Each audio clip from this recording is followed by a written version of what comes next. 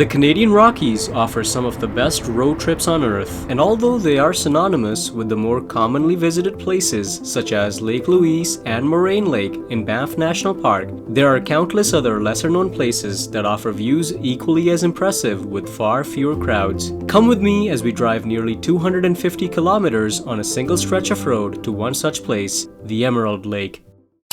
Shot in late summer on a colder than usual morning, our car ride is going to take us from the city of Calgary, Alberta to Yoho National Park in the southeastern part of British Columbia. To get the most out of your day trip, it's best to be on the road early in the morning, as parking can be a bit of an issue, especially during the peak summer time. You can expect to spend a minimum of 7 to 8 hours on this trip, especially if your starting point is Alberta, so plan accordingly.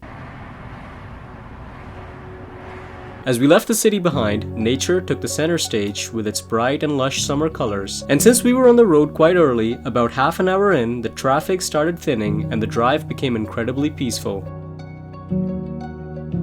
And soon enough, we were greeted by our first views of the majestic Rocky Mountains peeking through the distance. And by this time, the weather had finally started to warm up. About an hour in, we passed through Kananaskis country. This area offers over 4,000 square kilometers of raw, protected wilderness and is a perfect alternative to Banff and Lake Louise, especially if you prefer quieter areas. Just make sure you purchase the Kananaskis Conservation Pass online beforehand. We're just over an hour in, and since it's a really nice day, we're going to take a quick rest stop and stretch our legs.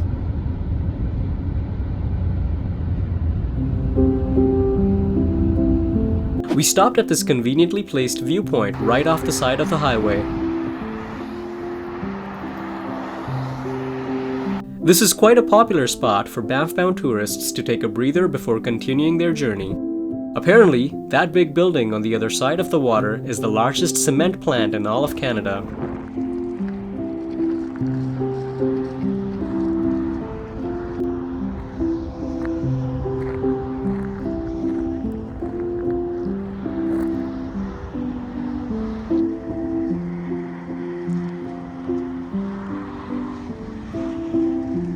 After a short coffee break, it's time to get back on the highway.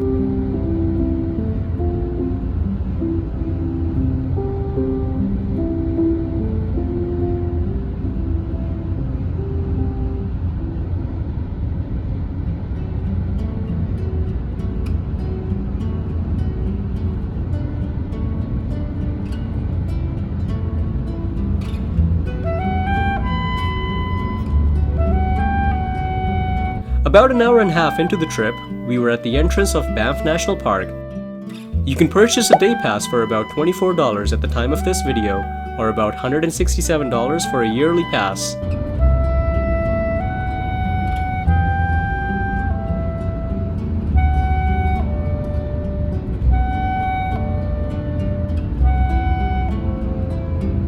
Upon entering Banff, the views only got bigger and better.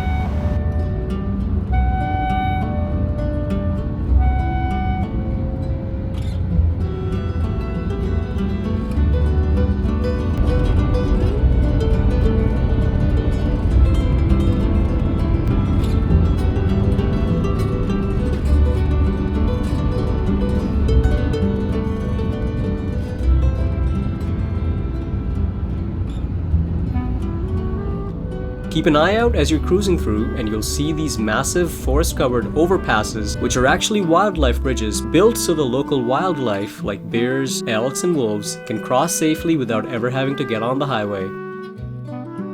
The best part about this drive is that it's impossible to get road fatigue when you've got a front row seat to views this beautiful.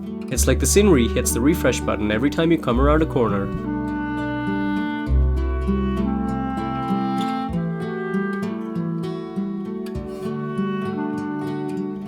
About 30 minutes west of Banff town, we passed through this very unique mountain. Castle Mountain is not just any normal mountain. It has stood here for over 75 million years. It gets its name from its flat castle-like top instead of a sharp peak.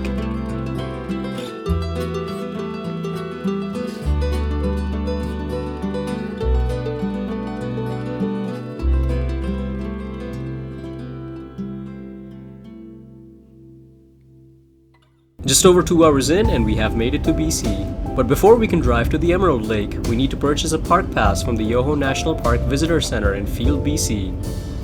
Just before reaching the Visitor Center, we were accompanied by this freight train running through the Yoho Valley Corridor. This same railway was built over 140 years ago and is the reason places like Emerald Lake were discovered in the first place.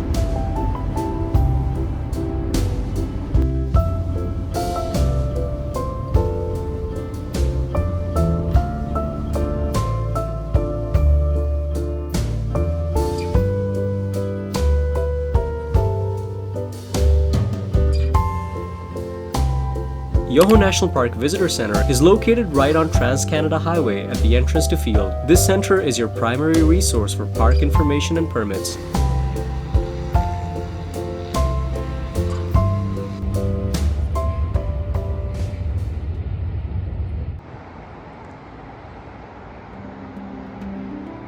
Inside the center is an incredible scale model of the train navigating the famous spiral tunnels, a nearby engineering marvel used to reduce the railway's steep grade. This place has excellent facilities and modern amenities, clean indoor restrooms that are open year-round, plus a playground and picnic tables by the scenic pond outside.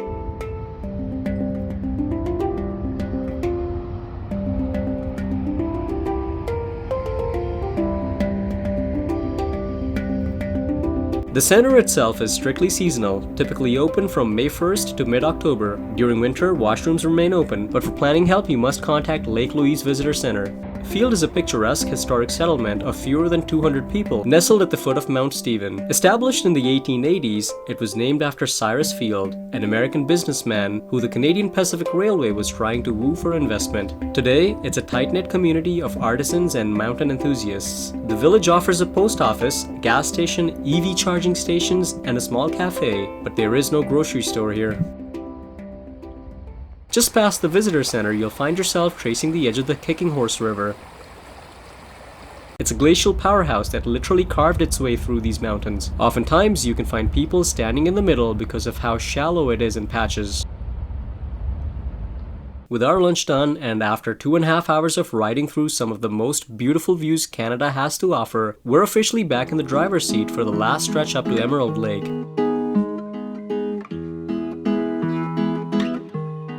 The parking is compact, so it helps if you arrive early in the day. The best color pop is usually mid to late summer on sunny days, so it's best to plan your day with that in mind.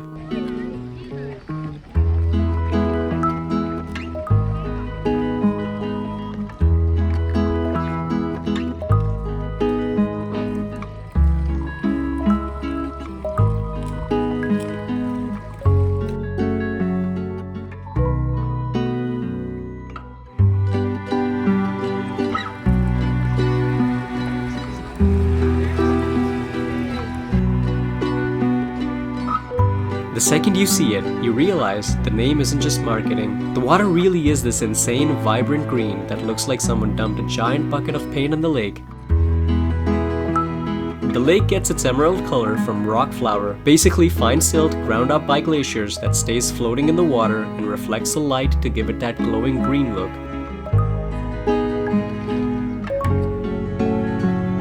At the entrance, the boathouse rents canoes at the price of $100 per hour.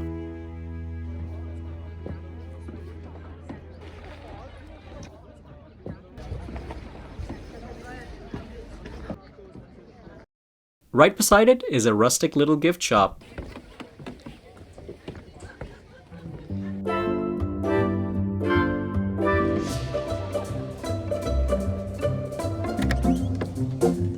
Here you will find lots of locally made souvenirs and trinkets, as well as locally sourced honey. I found most of the stuff to be a little overpriced, but considering it is a tourist spot, I suppose it's to be expected.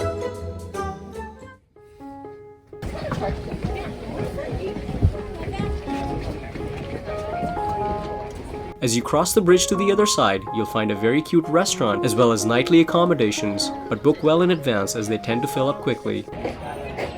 But for now, let's go back and get better views from the trail. The Emerald Lake Loop is a 5.2-kilometer trail that circles the entire shoreline, typically taking between an hour and a half to complete. It is one of the easiest trails if you are interested in doing a complete loop. However, during our time here, there were signs of bear activity in the area, and since we didn't bring any bear spray, we decided not to do a full loop and just walked around the shoreline for a while, soaking in the views.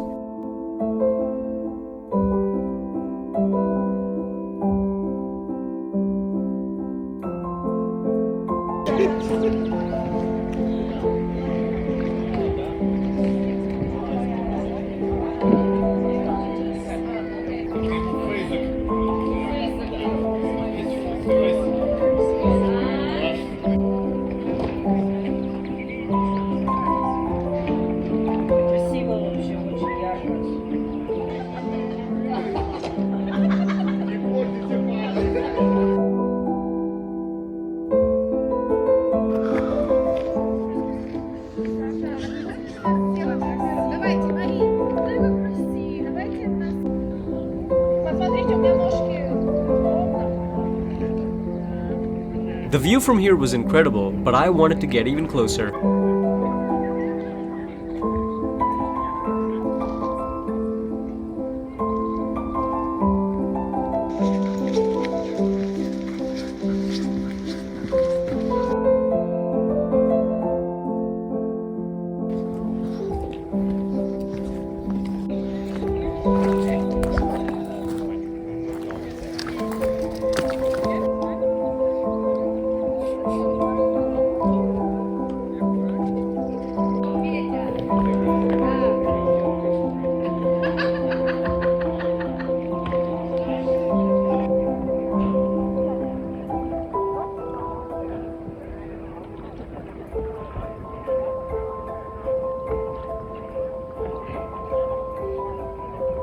Getting to Emerald Lake is a bit of a detour, but once you're actually here, you realize why people are willing to make the trip.